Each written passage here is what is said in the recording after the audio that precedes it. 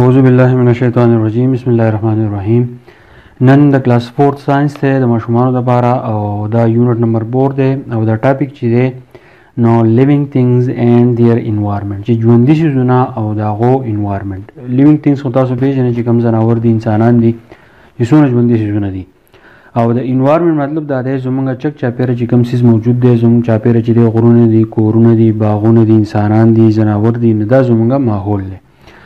اوس دې ټاپک لازم ماشومان وغوري واوري چې environment چې دی په دې یونټ نمبر 4 کې د دې خبرې څه کړل. ناولنه ټاپک دی your environment and its components. د دې ټاپک مطلب دا دی چې تاسو ماحول او تاسو په ماحول کې چې کوم څیزونه دي هغه ته مونږه components وایو. نو the natural world that surrounds the living things is called its environment.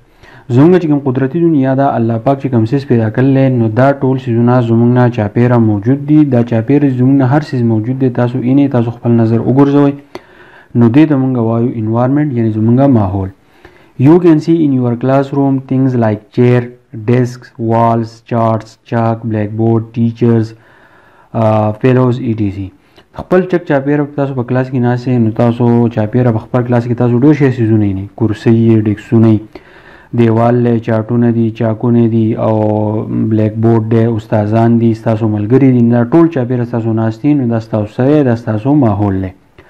نو what can you see if you are in a garden.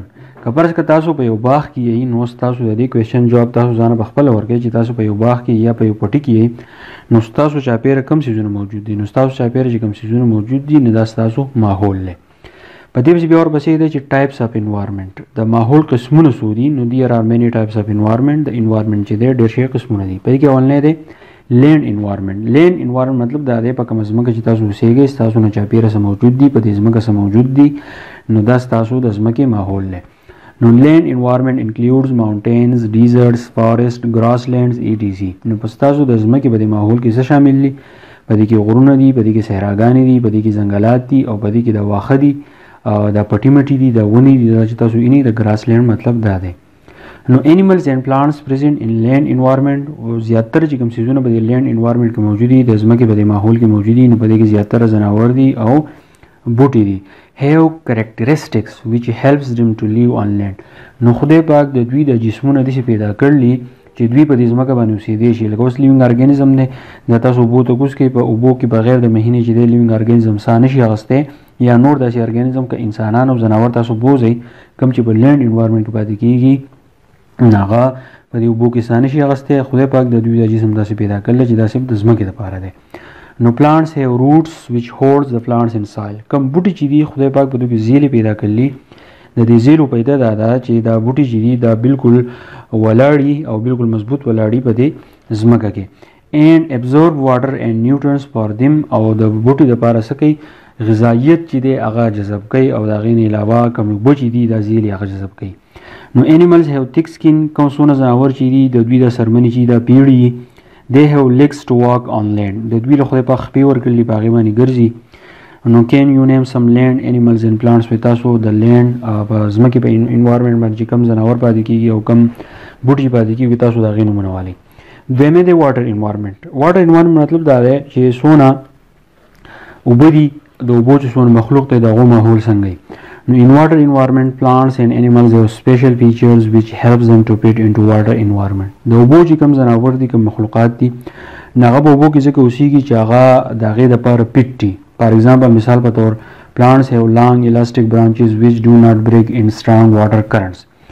کوم بوټي چې خدای پاک په دې اوبو کې پیدا کړلي د دوی د خاښونه چې دا ډېر زیات مضبوط دي خو چې کله د اوبو بهاو سیوا شي نو په اوبو سمندر کې دننه د بوټ ته جدي نقصان نه رسي ځکه چې ډېر زیات مضبوط دي او د هغې نه علاوه په دې کې elasticity مطلب دا چې دا راښکولی کېږي واپس خپل ځای بیا راځي. نو similarly دغه شان د body of fish is streamlined. که مهی چې دی د ده جسم خدای پاک بالکل نیغ جوړ کړلی boat shape د کشتۍ په شان دی and helps it in moving easily through water او په اوبو کې د دې د لمبې چې دی ضرورت ورکوي مدد کوي مطلب دا دی چې دا په دې کې په ښه طریقه باندې راځي. بل air environment د هوا چې کوم ماحول له زموږ ناسنګ دی in air environment birds have strong wings to fly. په هوا کې چې د مرغۍ الوزي خدای پاک دوی له مضبوط څنګونه ورکړلي د هغې د وجې نه دوی الوزي.